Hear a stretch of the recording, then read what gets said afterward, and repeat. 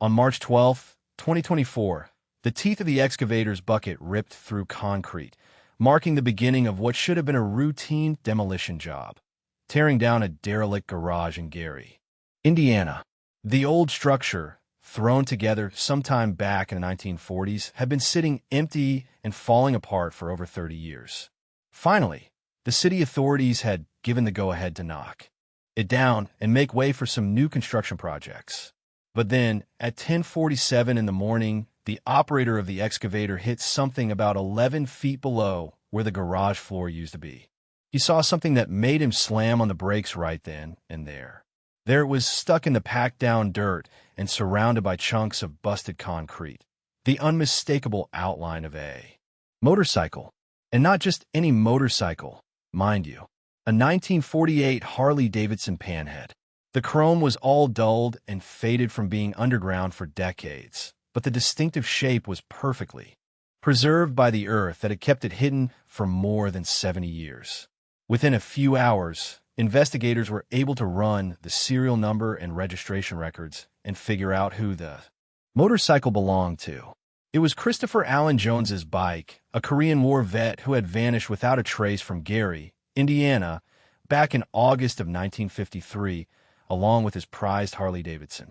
The case went cold pretty quickly, ending up as just another unsolved mystery from back in the day, before modern forensic science, before DNA analysis, before all the investigative tools that would eventually bring the dark truth about what happened to Christopher Jones to light. The discovery of that buried motorcycle was about to crack open a 71-year-old missing persons case and reveal a story full of violence, betrayal, and secrets that an entire generation had kept locked up. But it was also going to raise some haunting questions. Like, why would someone go to such lengths? To hide a motorcycle? What else was buried under that garage? And what exactly happened to Christopher Jones on that night in August of '53? Before we lay out the whole story of Christopher Jones and the shocking truth that was found 11 feet underground, make sure you're subscribed to our channel and hit that notification bell. This case just goes to show how even mysteries that are decades old can be solved with modern technology and some good old-fashioned persistent investigation, and how the past never really stays buried for good.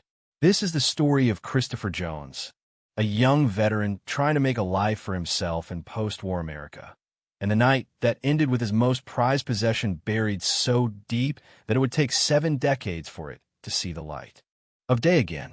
Back in August of 1953, Christopher Allen Jones was 26 years old and working as a machinist at U.S. Steel's Gary Works, the massive steel mill that dominated the whole industrial landscape of Gary, Indiana.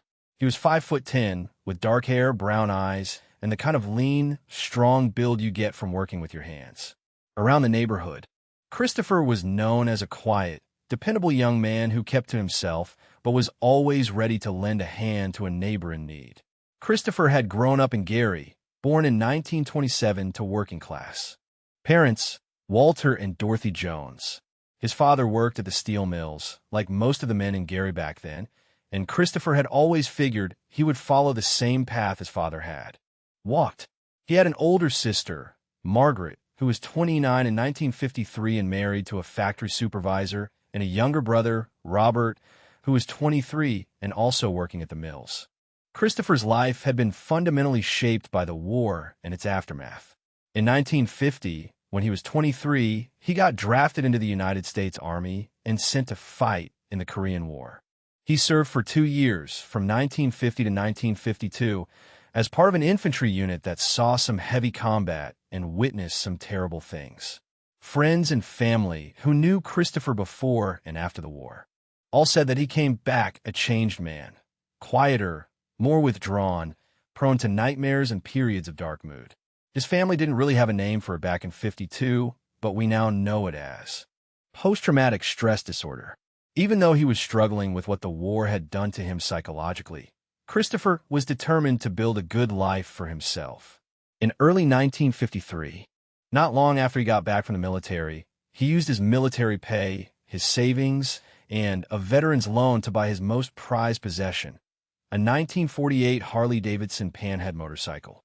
The bike was already 5 years old when Christopher bought it, but it was in great condition, and he restored it meticulously, spending every spare hour maintaining it and customizing it to his exact liking. The Harley represented freedom to Christopher in a way that few other things could.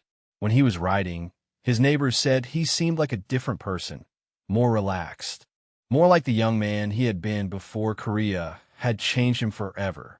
He would take long rides through the Indiana countryside on weekends, sometimes riding for hours without any particular destination in mind. The motorcycle was more than just a way to get around. It was therapy, it was escape, and it was the one thing in Christopher's life that made him feel like he was truly in control of his own destiny. Back in 1953, Christopher's personality was characterized by a reliability and routine that people could count on. He worked the day shift at U.S. Steel, showing up at 7 in the morning and leaving at 3:30 in the afternoon, Monday through Friday, without fail. After work, he would usually go home to the small apartment he rented on Madison Street, tinker with his motorcycle if the weather was nice, and spend his evenings quietly, not causing any trouble. He didn't drink much, didn't socialize a lot, and seemed content with a simple, orderly life that gave him stability. He had been dating a young woman named Betty Wilson since March of 1953. Betty was 24 years old and worked as a secretary at a local insurance company. She later told investigators that Christopher was a gentleman, respectful and kind, although sometimes distant and troubled by the memories of the war that haunted him. They had talked about marriage, but they hadn't made any formal announcement to their families or friends. Betty thought Christopher's dedication to his motorcycle was a bit excessive, but she understood that it was important to him for reasons she couldn't fully grasp. Christopher's relationship with his family was close, but it was also complicated by his war experiences, which created some distance. His mother, Dorothy, worried about him constantly, noticing that he had nightmares several times a week and sometimes seemed to be somewhere else, even when he was sitting at the family dinner table. His father, Walter, who was a veteran of World War II himself, understood what Christopher was dealing with better than most, but he also subscribed to the belief of that era that men should just endure those things without complaining or asking for help. By the summer of 1953, Christopher seemed to be getting his footing in civilian life. He had gotten a slightly better position at the steel mill. His relationship with Betty seemed to be moving toward a future together, and he had joined a small motorcycle club, a group of about 8 veterans who would get together on weekends to ride and share some camaraderie. Life wasn't perfect, but it was stable, and stability was something that Christopher had learned to value above almost everything else. On the evening of August 14th, 1953, Christopher finished his shift at the steel mill as usual without any problems. Several coworkers saw him leave at 3:30 in the afternoon, riding his Harley-Davidson home, just like he did every day without exception. He was wearing his typical work clothes, denim jeans, a white t-shirt, and a leather jacket, even though the August heat made that kind of attire pretty uncomfortable. He waved to his supervisor, a guy named Frank Richardson, who later remembered that Christopher seemed to be in good spirits, maybe even more cheerful than usual, for reasons that Richardson couldn't explain. Christopher got to his apartment building around 3:50 in the afternoon. According to witnesses, his landlady, Mrs. Helen Murphy, saw him park his motorcycle in the small garage behind the building and carry his lunch pail inside, just like he always did. She later told the police that he looked perfectly normal, maybe a little tired from work, but nothing seemed out of the ordinary or concerning. What happened to Christopher Jones in the hours after he got home would remain a mystery for 71 long years. But what we do know is that sometime on the evening of August 14th, 1953, Christopher and his beloved Harley-Davidson disappeared completely from Gary, Indiana, without a trace. And the truth about that disappearance would remain buried, quite literally, until a construction crew broke through some concrete on a spring morning in 2024. Christopher Jones was a young man who was trying to rebuild his life after the trauma of war, working hard at an honest job, loving his motorcycle with a passion and planning a future with a woman he cared about deeply. He was exactly the kind of person who should have had decades ahead of him, who should have married Betty and built a family, who should have raised children who would carry on his name, who should have grown old watching his beloved Harley become a vintage classic worth preserving. But on August 14th, 1953, Christopher's future came to an abrupt and violent end, and the mystery of what happened to him would haunt his family and his community for 7 long decades. The morning of August 15th, 1953, started out routinely enough at the U.S. Steel Gary Works facility. Christopher Jones's shift was scheduled to begin at 7 in the morning, and his supervisor, Frank Richardson, expected him to be there, just like always, punctual, ready to work, reliable as clockwork, without fail. But when 7 in the morning came and went, with no sign of Christopher anywhere, Richardson started to worry about his dependable employee. In all the months that Christopher had worked at the mill, he had never been late, never missed a shift without calling in advance to explain why he wouldn't be there. By 7:30 in the morning, Richardson had called Christopher's apartment repeatedly. The phone just rang and rang, unanswered each time, which was causing him even more concern. By 8 in the morning, Richardson sent another worker to check on Christopher at his Madison Street address, worried that something might be wrong. Maybe Christopher had gotten sick or had been injured somehow. When the coworker got to Christopher's apartment building at 8:15 in the morning, he found a landlady, Mrs. Helen Murphy, already worried about her reliable tenant. She explained that she hadn't heard Christopher leave that morning, which was unusual because the sound of his Harley-Davidson starting up was pretty distinctive and typically woke her up around 6:30 in the morning every workday without fail. She had knocked on Christopher's door at 7:45 in the morning to check on him, but she hadn't gotten any answer, even though she had knocked repeatedly. Using her master key, Mrs. Murphy and the coworker entered Christopher's apartment at 8:22 in the morning. What they found was deeply unsettling and raised immediate alarm. The apartment seemed normal at first glance. There were no signs of a struggle, no overturned furniture, and nothing obviously missing that would indicate theft or violence. But Christopher's work clothes, which he usually laid out the night before for the next morning with military precision, were still neatly arranged on a chair, untouched. His lunch pail, which he always prepared before bed as part of his routine, was sitting empty on the kitchen counter.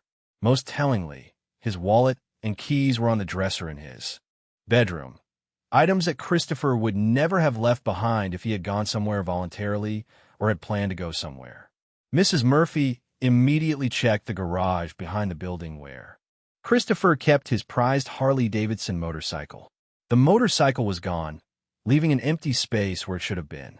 But this created more questions than it answered in everyone's minds. If Christopher had left on his motorcycle, why had he left his wallet and keys behind? How had he started the motorcycle without the key that was still sitting on his dresser?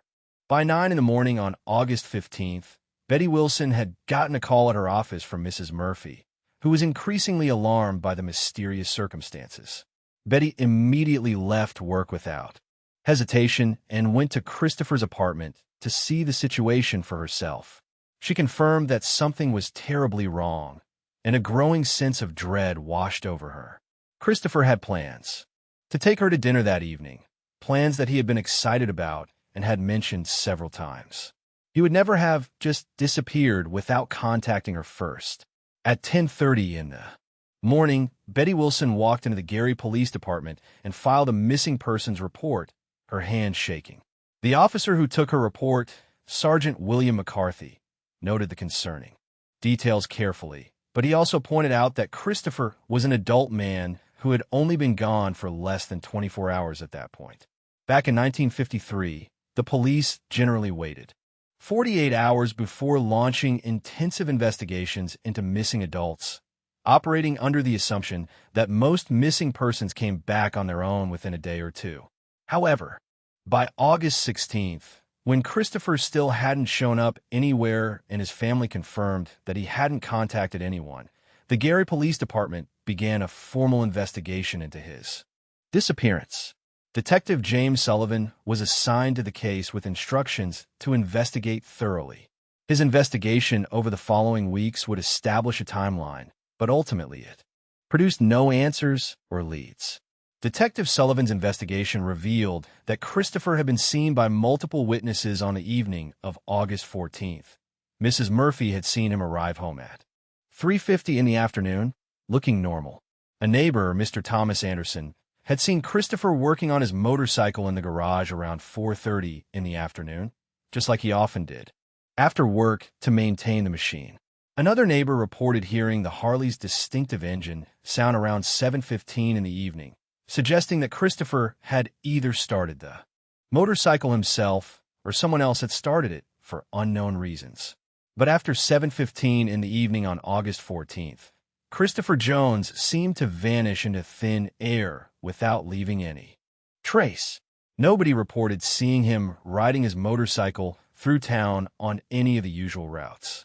Nobody saw him at any of the local establishments that he occasionally frequented for meals or supplies. His motorcycle club friends hadn't seen him at their usual meeting spots. Betty Wilson had expected him to call her that evening to confirm their dinner plans for the next night, but no call ever came through. Detective Sullivan investigated every possible angle with thoroughness and dedication. He interviewed Christopher's coworkers extensively, and they all described him as reliable and gave no indication that he had been planning to leave his job or his life. He talked with Christopher's family members, who were devastated and insisted that Christopher would never disappear voluntarily, especially without contacting his mother, whom he spoke with regularly. He questioned Betty Wilson extensively about their relationship, wondering if maybe a romantic conflict had led Christopher to run away from his life. But Betty maintained that everything had been fine between them and that they were planning a future together. The investigation also looked into Christopher's finances carefully, checking to see if he had withdrawn large amounts of money that might suggest that he had planned a flight or had the intention to start a new life somewhere else. His bank account showed no unusual activity whatsoever. His savings remained untouched and unaccessed. If Christopher had left voluntarily, he had done so with no money and no preparation at all. One theory that emerged during the investigation was that Christopher's war trauma had finally overwhelmed him, leading to some kind of mental breakdown or fugue state, where he simply rode away, without any plan or purpose, lost in the memories of combat. Back in 1953, post-traumatic stress disorder was poorly understood by the medical community and veterans who were struggling with psychological wounds often received very little help or sympathy from society. Some investigators suggested that Christopher might have had a flashback or an episode that caused him to run away from his life without making a conscious decision. Another theory focused on the possibility of foul play and criminal activity. Christopher's Harley-Davidson was valuable, worth several $100s. Back in 1953, a significant sum of money that would be a motive for theft. Maybe someone had wanted to steal the motorcycle and had killed Christopher in the process of the robbery. But this theory had some problems that investigators couldn't resolve. Why would a thief leave behind Christopher's wallet with money still inside? Why was there no evidence of a struggle at the apartment or the garage that would indicate violence? And most significantly, where was Christopher's body if he had been killed? Detective Sullivan also investigated whether Christopher might have been a victim of a crime that was unrelated to his motorcycle or possessions. Gary, Indiana, in 1953 was a rough industrial city with its share of violence and criminal activity.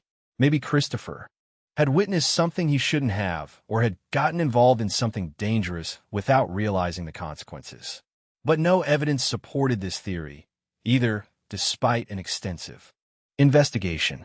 By October of 1953, 2 months after Christopher's disappearance, the investigation had stalled completely with no new leads. The Gary Police Department had no leads, no body, no motorcycle, and no explanation for how a young man could just cease to exist from the face of the earth. The case was officially classified as unsolved, although Detective Sullivan continued to check in on it periodically for several years, hoping for a breakthrough. Christopher's family never stopped searching for answers or hoping for his return. His mother, Dorothy, placed advertisements in newspapers across the Midwest, hoping that someone had seen Christopher or his distinctive Harley-Davidson motorcycle somewhere. His father, Walter, drove through neighboring states on weekends, checking small towns and showing Christopher's photo to police departments and truck stop workers who might have seen him. Betty Wilson waited for years, hoping that Christopher would contact her with an explanation, eventually moving on with her life, but never quite recovering from the mystery of his disappearance and the loss that she felt. As the years passed relentlessly, Christopher Jones became one of many unsolved missing persons cases from the 1950s, a name in a file that occasionally got reviewed when similar cases came up but ultimately remained an enigma without a solution. By the 1970s, most of the people who remembered Christopher personally had moved away or passed away, taking their memories with them. By the 1990s, the case file had been transferred to storage, a relic of an era before computers, before DNA analysis, before the investigative tools that might have solved it decades earlier.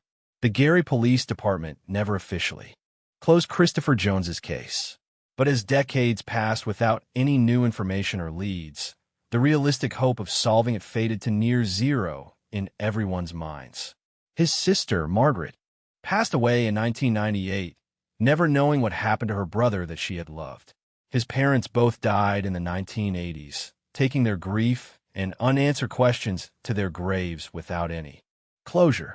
By 2024, 71 years after Christopher vanished, his case existed primarily in digitized archives, one of thousands of cold cases from mid-century America that would likely never be solved. Nobody was actively investigating his disappearance. Nobody expected that it would ever be solved after so much time had passed. The era that Christopher had lived in seemed impossibly distant, a time before interstate highways, before widespread television, before the modern world that would eventually reveal what happened to him in the most unexpected way. The property at 847 Monroe Street in Gary, Indiana, had been abandoned for over 30 years when the city finally authorized its demolition in early 2024. The lot contained a deteriorating two-story house and a detached garage, both built during the 1940s, according to construction records. The structures had been condemned in the 1990s after the owner died, and no heirs came forward to claim the property or maintain it. For decades, the buildings had sat vacant, becoming increasingly dilapidated and serving as an occasional shelter for homeless individuals seeking refuge from the elements. They scheduled the work to begin on March 11th, 2024, with the garage slated for removal first, since it was the smaller structure and was more severely deteriorated than the main house. On March 12th at 9:15 in the morning, excavator operator David Rodriguez began working on the garage demolition with standard equipment. The structure's concrete floor, typical of 1940s construction practices, was about 6 inches thick throughout most of the structure. David's initial work focused on breaking up this floor and removing it along with the garage's walls and roof without any complications. By 10:30 in the morning, David had removed most of the structure and was working on clearing the site down to the original ground level for future development. But then he noticed something unusual that caught his experienced eye. The concrete floor in one section of the garage, roughly 10 feet by 10 feet in dimensions, was significantly thicker than the rest of the floor. Rather than being 6 inches thick, this section appeared to be several feet thick, and the concrete seemed to be of a different composition, as if it had been poured at a different time with different materials. Curious about this anomaly that didn't make any structural sense, David continued excavating carefully to investigate further. By 10:45 in the morning, he had removed approximately 3 feet of concrete and found that it continued deeper into the ground. At this point, Marcus Thompson came over to inspect the situation, wondering why the progress had slowed down on what should have been a straightforward demolition. Together, they examined the strange section of extra-thick concrete that defied normal construction practices. "This doesn't make sense at all," Marcus told David, with confusion in his voice. There's no reason to pour concrete this deep in a garage floor for any legitimate purpose. This is like someone was trying to bury something and hide it permanently. At 10:47 in the morning, when David's excavator bucket broke through the final layer of concrete at a depth of approximately 11 feet below the original garage floor level, they saw something that made both men stop immediately and step back. Encased in packed soil beneath all that concrete was an object wrapped in what appeared to be old tarp or canvas that had partially deteriorated. The shape, even concealed by the wrapping, was unmistakable. It was a motorcycle buried deliberately. Marcus immediately called 911 to report the discovery.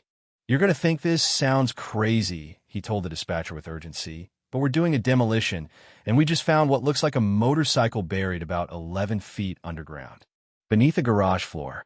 This wasn't an accident or construction debris.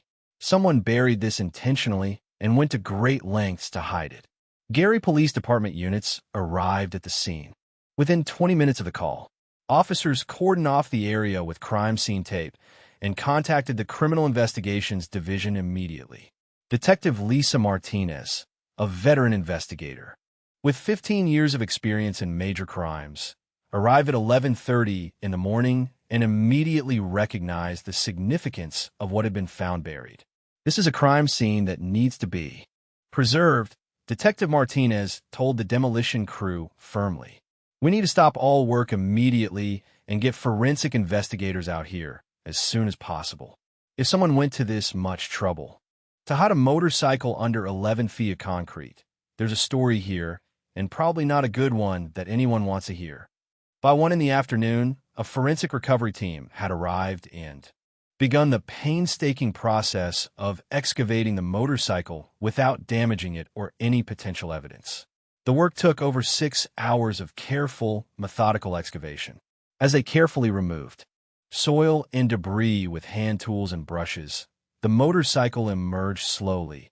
A vintage Harley-Davidson, its chrome tarnished, but its shape remarkably preserved by the concrete and soil that had encased it for decades. At 4:30 in the afternoon, forensic investigator Dr. Patricia Moore noted something that sent chills through everyone present at the excavation site. Alongside the motorcycle, also covered in deteriorating canvas that was falling apart, lay items of clothing: a white t-shirt, denim jeans, and a leather jacket. All of these articles of clothing seemed consistent with men's attire from the 1950s. And beneath the clothing, partially preserved by the same anaerobic conditions that had protected the motorcycle from total decay, were human skeletal remains. This discovery drastically changed the entire course of the investigation. The motorcycle's serial number, despite decades underground, was still visible, stamped on the engine casing where manufacturers typically place them. Detective Martinez carefully photographed it and immediately started searching historical records and databases. By 6 p.m., she had made the connection that would finally unravel a 71-year-old mystery. The serial number matched that of a 1948 Harley-Davidson Panhead reported missing in August 1953, along with its owner, Christopher Allen Jones, a 26-year-old Korean War veteran who had vanished without a trace. The 71-year-old mystery surrounding Christopher Jones's disappearance had finally been solved through an accidental discovery.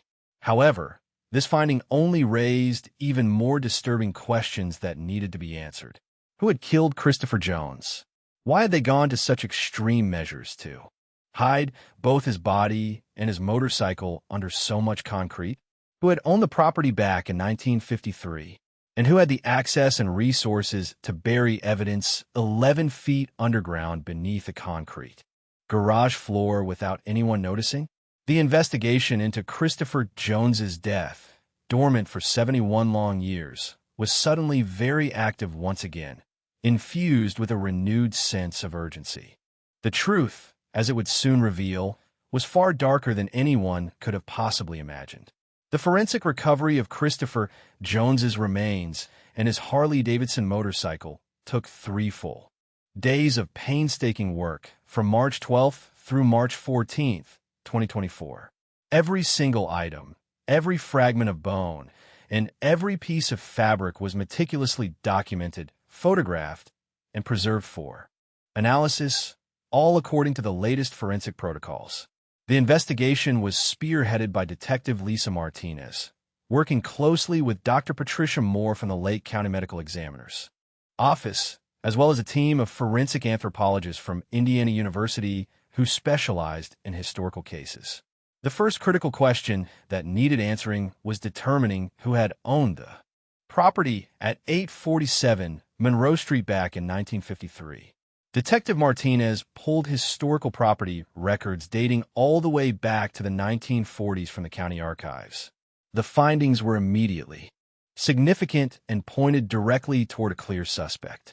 In August 1953, the property had been owned by a man named Vincent Russo, a 53-year-old who worked as a supervisor at United States Steel. This was the very same plant where Christopher Jones had been employed as a machinist. Further investigation just 3 months after Christopher's disappearance, moving to Detroit, Michigan, in what seemed to be a hasty departure. Russo had passed away in 1987 at the age of 87, but Detective Martinez was able to locate his descendants through genealogical records. A grandson named Anthony Russo, who lived in Ann Arbor, Michigan, and potentially had some information. On March 18th, Detective Martinez traveled to Ann Arbor to interview Anthony Russo about his grandfather's past. This conversation would prove to be crucial to understanding what had happened back in 1953, all those years ago. Anthony, now 62 years old, had been just a teenager when his grandfather Vincent had died. However, he remembered stories his grandmother had told him about the family's sudden move from Gary to Detroit back in 1953, a move that had always seemed shrouded in mystery. My grandmother always said they left Gary because of trouble at the steel mill, Anthony told Detective Martinez, concern evident in his voice. She never went into details about what kind of trouble, but she made it clear that my grandfather had gotten involved in something he shouldn't have, and that they needed to leave town quickly for their own safety. She always seemed scared when she talked about it, even decades later, when there was no apparent danger. Detective Martinez asked Anthony if his grandfather had ever mentioned Christopher Jones specifically or any incidents from August 1953 that stood out in his memory. Anthony's response was chilling and confirmed the detective's suspicions. I don't remember that specific name being mentioned, Anthony said, but my grandmother once told me, I must have been about 15 years old at the time, that my grandfather had done something terrible when he was younger, something that haunted him for the rest of his life. She said he had hurt someone who didn't deserve it, and that the guilt had eaten away at him like a cancer. She never gave me any details about what he had done, but the way she said it with such sadness, it sounded like someone had died because of him, armed with this crucial information that strongly suggested Vincent Russo's guilt. Detective Martinez returned to Gary and delved even deeper into Vincent Russo's background and history. What she discovered painted a portrait of a man with a violent temper and deep connections to organized crime. Police records from the 1940s and 1950s revealed that Russo had been questioned multiple times in connection with loan sharking operations that preyed on steel workers, had been arrested twice for assault, though neither case led to a conviction due to witness intimidation, and was suspected of being an enforcer for illegal gambling operations in Gary's industrial neighborhoods, where workers had plenty of money to lose. Meanwhile, Dr. Patricia Moore's forensic analysis of Christopher's skeletal remains revealed the cause of death with certainty, blunt force trauma to the skull, consistent with being struck multiple times with a heavy object, such as a pipe or hammer. The injuries displayed signs of defensive wounds on Christopher's forearms, indicating that he had tried to protect himself during the attack and had fought for his life. The skeleton also showed a healed fracture of the left radius, which matched Christopher's military medical records documenting a broken arm from a training accident in 1951 during his service. However, the most revealing evidence came from analyzing the burial site itself using modern forensic techniques. Soil samples taken from various depths revealed distinct layers with different compositions, which suggested that the hole had been dug in stages over time, rather than all at once. The motorcycle and Christopher's body had been placed in the hole first, then covered with about 3 feet of soil to conceal them. Then, remarkably, the concrete garage floor had been poured directly on top of everything, effectively creating a sealed tomb 11 feet underground, designed to hide the evidence forever. Construction records from 1953, painstakingly recovered from Gary's well-preserved city archives, showed that Vincent Russo had obtained a permit to repair and reinforce the garage foundation in September 1953, just 1 month after Christopher's disappearance. The permit had been approved without inspection, which was not uncommon in that era, when building codes were less strictly enforced. This allowed Russo to pour the concrete without any official oversight of what lay beneath the surface. Detective Martinez also discovered something significant in Christopher's employment records. From United States Steel, which had been archived. In July 1953, just 1 month before his death, Christopher had filed a formal complaint with plant management regarding Vincent Russo's illegal activities. The complaint, still preserved in the company's historical files, alleged that Russo was operating an illegal gambling operation among mill workers, pressuring employees to participate against their will and threatening those who refused or couldn't pay their debts with violence. The complaint had been investigated by plant management according to protocol, but no action had been taken against Russo due to insufficient evidence and the fear of retaliation. However, the complaint had been logged with Christopher's name as the reporting employee, meaning that Russo would have known exactly who had tried to expose him and ruin his operation. This gave Russo a clear motive for murder. The picture that emerged from all of the evidence was clear and damning. Christopher Jones had stood up to a dangerous man, refusing to participate in illegal activities and reporting them to management despite the obvious risks. Vincent Russo, a violent enforcer with everything to lose if his operation was exposed and he faced criminal charges, had killed Christopher in retaliation for threatening his livelihood. The murder had likely occurred at Russo's property, perhaps after luring Christopher there under false pretenses. Russo had then used his own garage to create an elaborate grave, burying the body and the distinctive motorcycle so deep and so thoroughly that he believed they would never be found. The timing of Russo's sudden sale of the property and move to Detroit in November 1953 now made perfect sense. He was fleeing before anyone could connect him to Christopher's disappearance and start asking difficult questions. He had gotten away with murder simply by moving to another state in an era before computerized databases, before interconnected law enforcement systems that shared information, before the kind of forensic investigation that would eventually expose his crime 7 decades later, thanks to modern science. On March 25, 2024, the Gary Police Department held a press conference to announce the resolution of the 71-year-old murder case that had finally been solved. Detective Lisa Martinez, flanked by Lake County Prosecutor Jennifer Williams and Dr. Patricia Moore, presented the findings of the investigation to a room filled with reporters, local historians, and members of Christopher Jones's surviving family, who had waited decades for answers.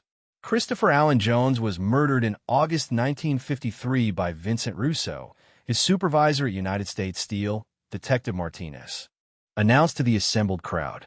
Christopher had filed a complaint about illegal gambling operations that Russo was running at the plant, operations that victimized workers. In retaliation, Russo killed Christopher, buried his body along with his distinctive Harley-Davidson motorcycle under 11 feet of concrete in a garage he owned, and then fled to Michigan 3 months later to escape. The consequences: Russo died in 1987 without ever being held accountable for his crime. But today, 71 years later, we can finally give Christopher Jones's family the truth about what happened to him and why. The evidence presented at the press conference was comprehensive and damning beyond any reasonable doubt. Forensic analysis had definitively established that the remains were indeed Christopher's, matched through DNA comparison with a distant cousin who still lived in Indiana and had volunteered samples. The cause of death, the timing of the concrete work, the property ownership, records, Christopher's complaint against Russo, and Russo's sudden departure from Gary all combined to create an overwhelming case that left no room for alternative explanations. However, because Vincent Russo had died in 1987, there would be no trial, no conviction, and no legal justice for Christopher's murder in a courtroom. The case could only be officially closed, marked as solved, but with the perpetrator forever beyond the reach of the criminal justice system. Among those attending the press conference was Sarah Mitchell, Christopher's niece, the daughter of his younger brother, Robert, who had passed away in 2019, never knowing what had happened to his beloved brother. Sarah, now 68 years old, had grown up hearing stories about her uncle, Christopher, the war hero who had mysteriously vanished when her father was just 23 years old and starting his own life. My father spent his entire life wondering what happened to his brother, Sarah told reporters, tears of mixed grief and relief streaming down her face. He never gave up hope that someday we would know the truth about Christopher's disappearance. I only wish he had lived to see this day and have closure before he died. But at least now we know the truth. Finally, we know that Uncle Christopher didn't abandon his family like some people suggested. He didn't run away from his responsibilities or his life. He stood up against something wrong, and he paid the ultimate price for his courage and integrity. He was a hero in Korea fighting for his country, and he was a hero in Gary, Indiana, standing against corruption. Now, we can finally bring him home and lay him to rest with the dignity and honor he deserves. The discovery also answered questions that had haunted Gary's older residents for decades, people who remembered that era. Several people came forward after the press conference with memories of Vincent Russo and the fear he had instilled in the 1950s among workers. A retired steel worker named James Patterson, now 92 years old, remembered being pressured by Russo to participate in gambling operations back in 1952 when he was just a young man. Everyone was afraid of Vince Russo back in those days, Patterson told reporters with conviction. If you didn't pay what you owed, or if you crossed him in any way, bad things happened to you. A couple of guys got beat up pretty badly for refusing to pay. And now we know that at least one person who stood up to him ended up dead and buried. I'm not surprised. Christopher Jones tried to expose him. Christopher was that kind of man, brave and principled and willing to do what was right. But I'm heartbroken that it cost him his life at such a young age. The investigation also revealed what had happened to Christopher's belongings and bank account after his death.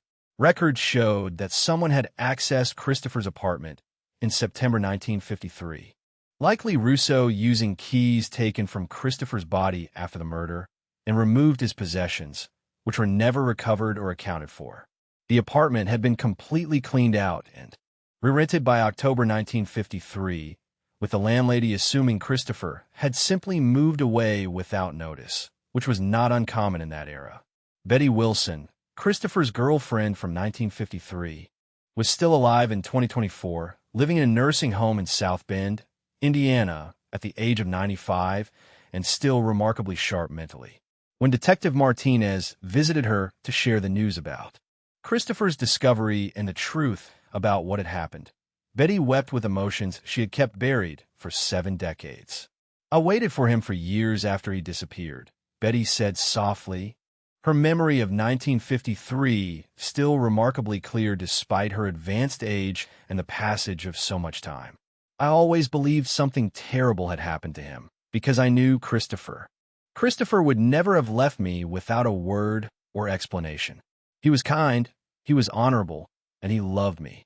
And now I know I was right all along. He didn't leave me voluntarily. He was taken from us by violence and evil.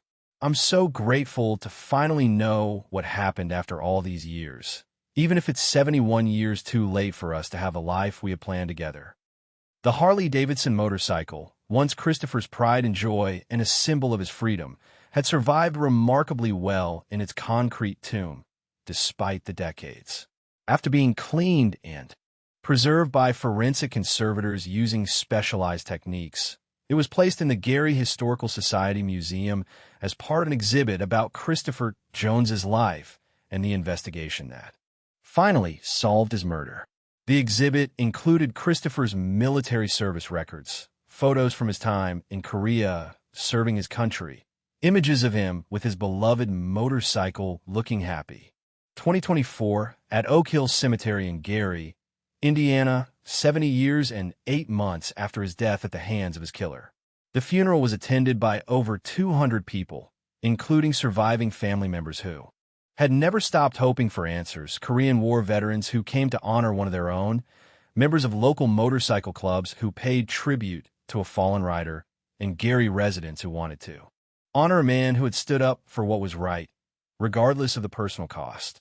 His headstone, paid for by donations from the Gary community, who were deeply moved by his story, reads, Christopher Allen Jones, 1927 to 1953, Korean War veteran, murdered for his courage, finally home.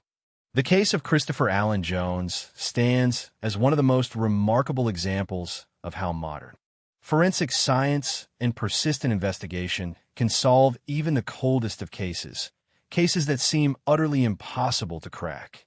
What made this case particularly extraordinary was not just the 7 decades that passed before its resolution, but the extreme measures taken to conceal the crime, measures that ultimately preserve the evidence that would expose the truth in ways the killer could never have imagined. The 11 feet of concrete that Vincent Russo poured over Christopher's grave in 1953, intended to hide his crime forever and ensure it would never be discovered, ironically created the perfect preservation conditions for the evidence. The anaerobic environment prevented decomposition that would have destroyed skeletal evidence over time, and the sealed tomb protected both the body and the motorcycle from the elements that would have scattered or destroyed evidence in a shallow grave exposed to weather and animals. The case also highlighted how dramatically investigative capabilities have evolved since 1953 and the limitations of that era. Detective James Sullivan, who investigated Christopher's disappearance in the 1950s, had no access to DNA analysis that could identify remains, no computerized databases connecting crimes across jurisdictions and states, and no forensic anthropology techniques that could determine cause of death from skeletal remains. Decades old with any real precision. He did his best with the tools available to him at the time, but the murder would have remained unsolved without the accidental discovery in 2024 in the modern forensic methods applied to the evidence that technology made possible. Christopher Jones's story serves as a powerful reminder about the price of integrity in a corrupt world. In 1953, standing up to workplace corruption and organized crime required extraordinary courage, especially for a young veteran still dealing with the trauma of war and trying to build a stable life in difficult circumstances. Christopher could have easily looked the other way and ignored what he saw. He could have participated in Russo's gambling operations to avoid making waves. He could have stayed silent about the illegal activity to protect himself. Instead, he chose to do what was right, filing an official complaint, even though he must have known it would make him a target for retaliation by dangerous people. His murder also illustrates how criminals often evade justice, not through sophisticated planning, but through geographic mobility and the limitations of era-specific law enforcement that couldn't track people across state lines effectively. Russo didn't outsmart investigators with clever schemes. He simply moved to another state before anyone suspected him of involvement. In an era when state police departments rarely coordinated their investigations and criminal records didn't automatically follow people across state lines. For Christopher's family, the discovery brought painful closure after 71 years of not knowing. Sarah Mitchell and other surviving relatives could finally honor Christopher properly with a real burial, understand that he hadn't abandoned them, as some had wondered, and recognize that his disappearance was the result of his courage rather than any failing on his part or desire to escape his life. Betty Wilson, at 95 years old, finally received confirmation of what she had always believed in her heart, that the man she loved would never have left her voluntarily, and that something terrible had happened to prevent him from building the life they had planned together. The 1948 Harley-Davidson Panhead, Christopher's beloved motorcycle that represented freedom to him, found a permanent home in the Gary Historical Society Museum, where visitors can see it restored and preserved with care. It stands as a memorial not just to Christopher, but to all who have paid the ultimate price for refusing to compromise their principles in the face of corruption and evil. The motorcycle that once represented Christopher's freedom and escape from war trauma became, in death, a monument to his integrity and the cost of doing what is right. Today, the Christopher Jones case is taught in forensic science programs across the country as an example of how construction and demolition projects can unexpectedly uncover evidence from decades-old crimes that were thought to be perfectly hidden. It's also studied in criminal justice courses as a case study in how organized crime operated in mid-century industrial America and how whistleblowers faced retaliation with little legal protection or support from authorities.